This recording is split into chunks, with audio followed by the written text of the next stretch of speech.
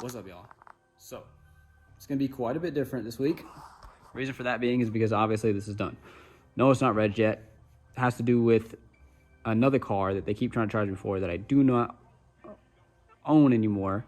And because of that, I can't reg this car because they think I own it. They want me to pay tax on it.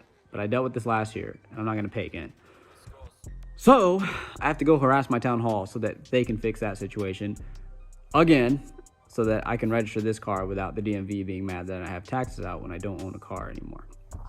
So that's what I'm dealing with this car before this gets registered. This car is pretty much ready to go, though. Yes, still terminals, still a few other things, but I'm not too worried about that. But that's actually why I'm here today.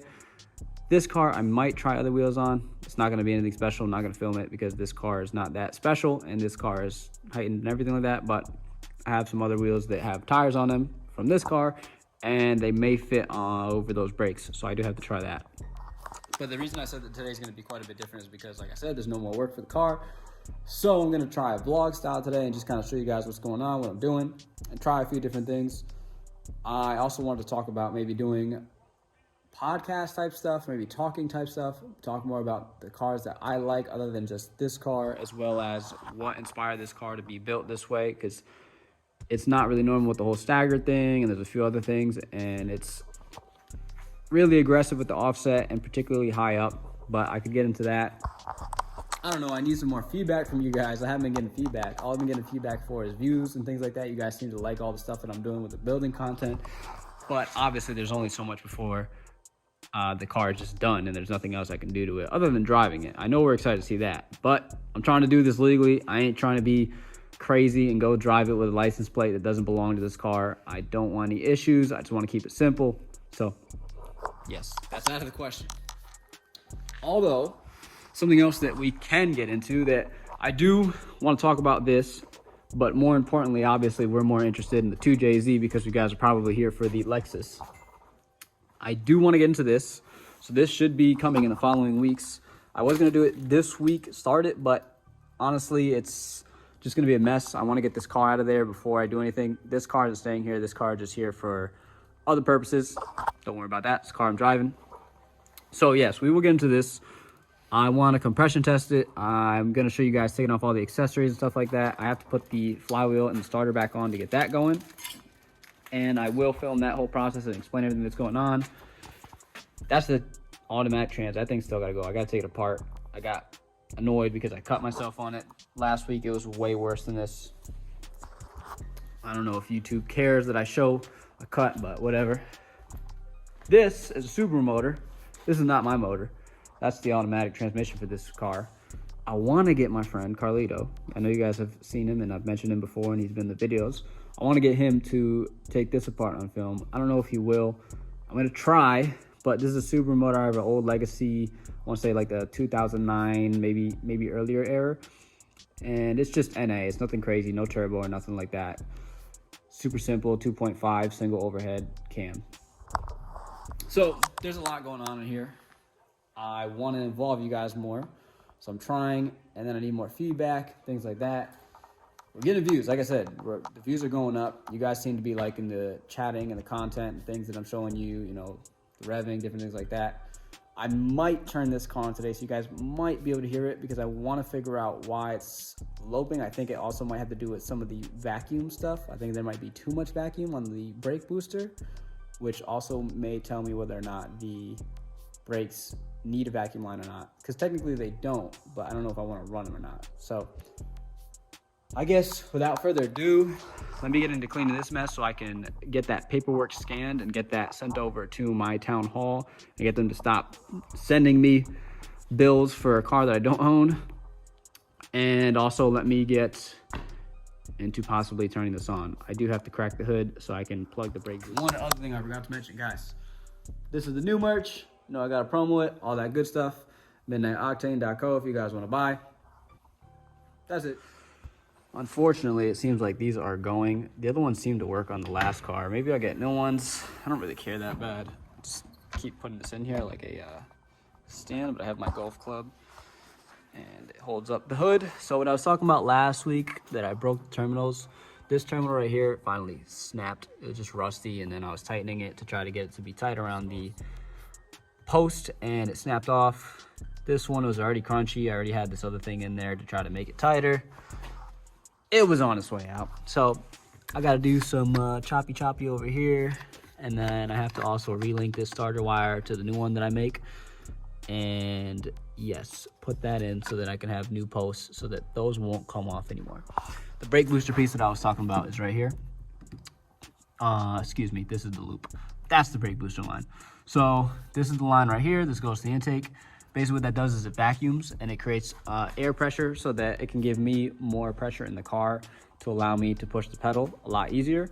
Versus on manual brakes, there is no pressure, therefore it gives you a more raw feeling and a more analog feeling as to how your brakes feel. With this brake booster being so big, that's also why it is creating it really soft pedal. So I'm hoping that just alone with no vacuum, that being that it's a big brake booster, it should still be relatively soft. It's not gonna be soft, but it's gonna be less harsh than a small brake booster would be, because a small brake booster has less fluid, which means less pressure to push on the brakes, which would mean that I have to put more force in to get the brakes to actually pop out on the cylinders. So that is what I'm doing now. I gotta figure out how I'm gonna plug that, and then I guess let's start the car. So I stuck bolts in those hoses right there. Can't really see it, but you get the idea. That's on. I can put this on. And then we're gonna crank it over. Hopefully this thing isn't too loud. I haven't turned it on at night in a long time. It's got the silencer in, but a car is a car, especially a cold start. So let's see here if it does any weird idle drops. Some neutral first. Get all this crap in the way. All right, there we go.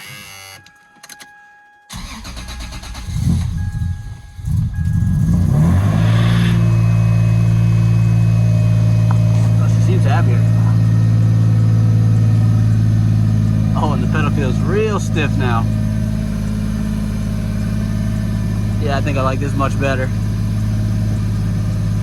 Makes me get a better idea of how this feels when braking, so that I know not to over brake, as well as just feeling it out. That's enough. We don't need to piss our neighbors off. Just wanted to see if that would work. So now that I know that that's good, I can take this off, put that back on. One of the things that I still haven't figured out as well is the airbag light is still on in there. I'm crawling over here just to get this door closed real quick. Got a bolt in here. I'm happy that that worked so that I don't have to worry about my brakes anymore. Oh no, I don't have the, I thought I still had the battery on, but the airbag light keeps staying on. It's like somewhere around there. So I gotta figure that out. But now that's done, I can leave that alone. I'm gonna get back to my paperwork. So currently that's loading. That's doing all my printing stuff. Let's talk about this 2J a little more. So I'm not quite sure what I want to do with it yet. Obviously that is subject to change, all based on the idea of if it's even going to be a good motor or not. First things first is going to be compression testing it, which will tell me if it's a good motor or not. So that's going to be the first addressing this whole situation. I will take off all the accessories and stuff first. I actually am going to check the idler pulley because it's probably better than mine. Mine's squeaking. I can do that if I really want to. We'll get to that when we get to that, but that's just other stuff on my mind about this motor. So all the accessories will come off first. All the throttle body, the intake, everything, the harness, all of it. Now, I don't need any of that to compression test it, so I will keep everything else together as far as the actual head, the block, and the pistons and everything. Put the flywheel back on from the ATS automatic transmission, put the starter back on, and then give it some power and get it to spin it so I can compression test everything. From there, I will decide what happens to this motor. If it's good, I don't want to say anything, but maybe we'll boost it. Maybe we'll eBay send it. I don't know. I don't know yet. Don't get your hopes up on anything. It's just an idea. If not, maybe I just rebuild it, refresh it, and have a second motor set up just in case that one decides to go, and or try to find another 2J car that I could put it in if I get the 2J car for cheap. You know, maybe get a manual transfer like $1,000 and set it up on all this so that I can just have it ready to go. I don't know yet. The other problem with me setting it up for another car is I have to decide what car, because I'd have to decide what pan I want to put on it. I have a front and a rear pan. This is obviously a rear pan because it's an SC. And then I do have two front pans if I wanted to change it to a front pan for like a GS or an SC or something. I mean, excuse me, or an IS or something along those lines. With that being said, I don't know what's going to happen with this thing yet. I want to get the compression test started first. I do need to put oil in it because there's no oil in it right now. I'm not really that worried about it. It might have dripped, it might get a little crusty, but it should be fine overall. But that does have good spare parts on it. I guess that's pretty much it for that. I know this is a really random video. Like I said, I'm just kind of testing the water to see what's going to happen with you guys. I don't know what to really expect from you guys. This is driving most of the traffic here, so that's why I keep emphasizing this, because this is what brings me viewers. I know I have like 170 subscribers somewhere along those lines. It's not that much, but that's obviously driving views and from Instagram. I know this is probably all boring stuff to you guys, but this is just, I'm just brainstorming at this point. So with all of that other stuff being said, I'm gonna give you guys a little bit of what inspired me to build the car the way I did. So first things first, we'll get into the obvious. Supra. I mean, what doesn't scream Supra more than the Supra spoiler? Obviously this car is related to the Supra, and that's why, well, excuse me, that's not obvious for all of you. For the people that are here for the SC, obviously this car is related to the Supra. If you guys don't know, the MK4 Supra got its suspension from this car and a lot of its cues of design from this car.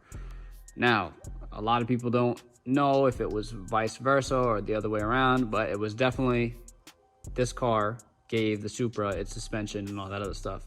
There's a few things, if you know, as far as the control arms on the rear are a little bit longer, I believe, in track width, and then the front control arms are actually aluminum versus steel, like on the Supra. There's a few different things, I believe, in the subframe too as well that are maybe further out or closer in model to model. But for the most part, the geometry and everything like that on these are exactly the same. Parts are pretty much interchangeable without much, you know, fit and any alterations or anything like that crazy. So that is why I did my Supra wing, and then I did the little duck bill just because that's what comes on this car, but it also blended it and it kind of made it look like the Supra where the trunk kind of goes up on the deck lid. And then obviously the rear end is round like the Supra. It's got the taillights that are similar length to the Supra, the headlights that are similar to the Supra, but they're more squished, so to speak. Now, the other thing that inspired me for this car was a Porsche, the 911s. Now, I know that's probably like left field for y'all because this car is nothing like a 911. The only thing that makes me think of this like a 911 is it's a GT car, it's a driver's car, and it's got a lot of the timeless kind of round things to it. So long rear quarter panel. Excuse me, I know the Porsches don't have them like this long, but they have this same section right here, and I feel like it's very similar to the 911s and the Carreras, you know, that have been made over the years. I like how it kind of rounds out, and that's also why I want to do the wide body. That's why I want to roll these really aggressive, because it reminds me not only of the Supra, but the 911s when they go out and they bow out because they're wide. So the Supra was the 911 was a big inspiration for this car as well, which leads me to my rims and why they're double staggered. The new Porsches, not the base 911s, but the GT 911s, come with a double staggered setup. Now, I'm not talking about the GTSs. I'm talking about the GT3, GT2, and all those cars. They come with a double staggered setup. I believe it's like 2021, but obviously my car doesn't have that much power to be running a 20 or 21, and 2021 is kind of ridiculous on this car. Honestly, you could do it, but we'll get to that when we get to that. I'm not going to ever do it that big, but that is a crazy stagger setup. But this, for this car, is decent wear. I feel like 19s look really good in the rear of this car, and 18s look really good in the front of this car. So I tried the double stagger setup, and to me, it looks great. I know you guys can't really see it. Let me move this fuel tank. Yeah, so that is where part of my double staggered setup comes from. What initially inspired me to do the double staggered setup was actually the Corvettes, because the Corvettes, not the new ones, I don't know if the new ones do, they may or may not, but the Corvettes came double staggered as well, and that's also what inspired me to do that. This makes me think of Japanese Corvette, just because coupe, long car. I don't know, I feel like the Corvettes aren't that big, but just made me think of Japanese Corvette. That's what came to my mind, because it's got the V8s and the other ones. So the Corvettes also inspired me on the double staggered setup. Other than that, that's pretty much it. The main reason that I really got this car is for that, and because the drivetrain is really strong and you can beat the crap out of it, which is why I also go back to 911s. They're driven cars, you can beat the crap out of them and have fun in them, and you know, that's just what this car reminds me of. Obviously, there's other inspirations from things like stance stuff and things like that. A big one for me, it's not really stance, but you know, it was hooking up the car, was Need for Speed Underground and Underground 2. I don't really want to say Fast and Furious, but I guess Fast and Furious. I'm not really a Fast and Furious guy, but a big inspiration for cars for me was Need for Speed games, Most Wanted, Underground 2, Underground, bunch of them, Heat, Carbon, all that stuff. But the big ones for me were Underground, Underground 2, and Most Wanted. So a lot of this car, this is what this car makes me think of. I know that this car wasn't in any of those games, but this is just what it makes me think of. You know, you lower the car, you put rims on it, you do little things like the colored calipers, and then I got the little dice and the little hearts on here. So it's just all the little things on there. But that's really what inspired me for this car for the most part. There's still a lot that I would like to do to it, but just being realistic, being an adult, this is where it's going to stay at for now, because I already went way too far as an adult.